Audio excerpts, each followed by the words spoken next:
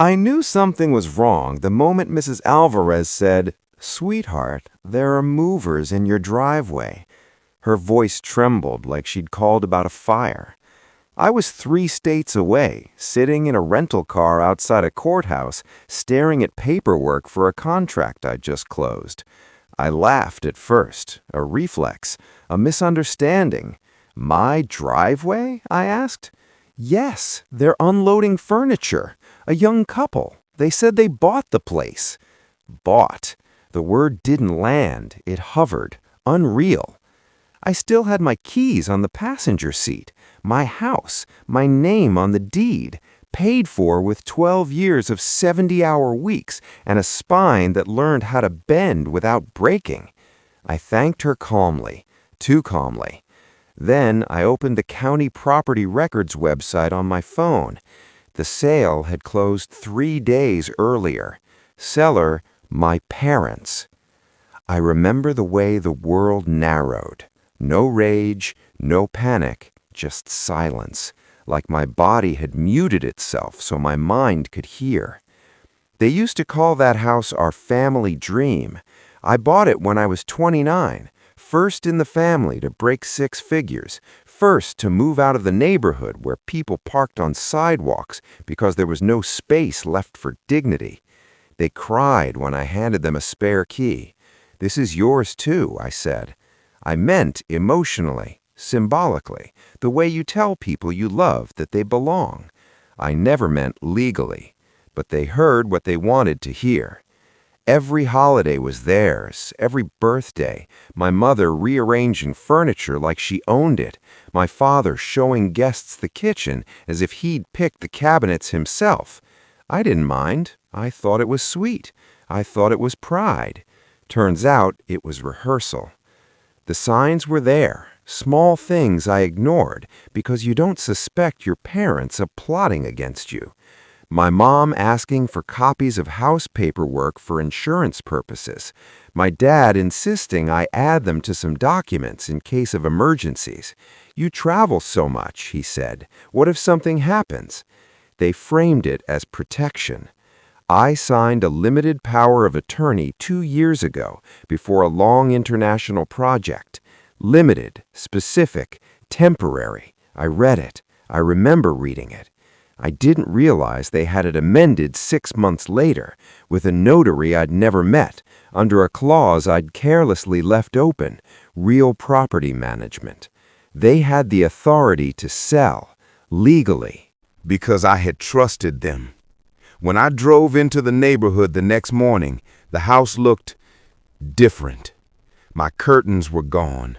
The porch swing my dad helped me hang had been removed. A man I didn't know was watering my hydrangeas. I didn't go inside. I sat in my car and watched strangers live inside something I built from exhaustion and hope. Then I drove to my parents' house. They were thrilled to see me. That part hurt the most. My mom hugged me. "Why didn't you tell us you were coming?" I watched her like you watch a suspect on a crime show, looking for the moment the mask slips. It never did, until I said, "Why did you sell my house?" My father's jaw tightened. Not guilt, annoyance. "We were going to tell you." "When?" He exhaled, irritated. "Your brother's wedding was getting out of hand. These things cost money. Family assets belong to everyone." Family assets. I let the words hang.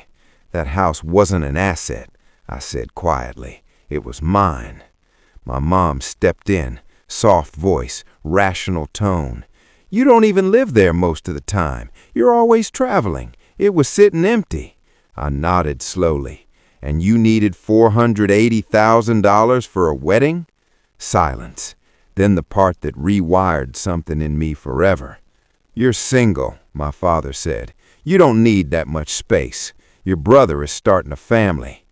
That's when I stopped feeling like their daughter. I felt like an investment that had matured. I didn't yell. I didn't accuse. I said, "Okay." That confused them. Good. I asked for copies of the sale paperwork. Calm, curious, cooperative. They gave them to me, relieved I wasn't overreacting. They thought I had accepted it. They forgot who raised me. I learned strategy from watching them survive their own families.